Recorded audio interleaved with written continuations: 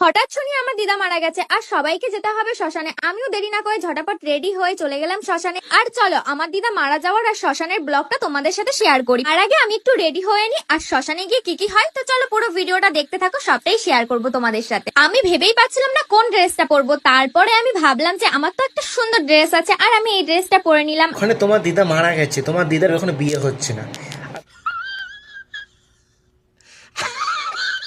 খুবই কষ্ট হচ্ছিল আমার দিদার জন্য, যে দিদা দুনিয়া ছেড়ে চলে গেল। আমার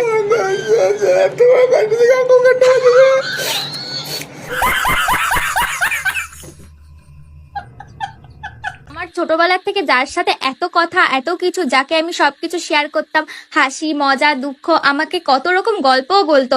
তোমাদের দিদা কি তোমাদের গল্প শোনাতো? আমাকে কিন্তু ছোটবেলার থেকে এখনো আমার দিদা আমাকে খুব গল্প বলতো আর সেগুলোই আমি খুব মিস করছি। আর হবে, যেটা হওয়ার সেটাই হলো।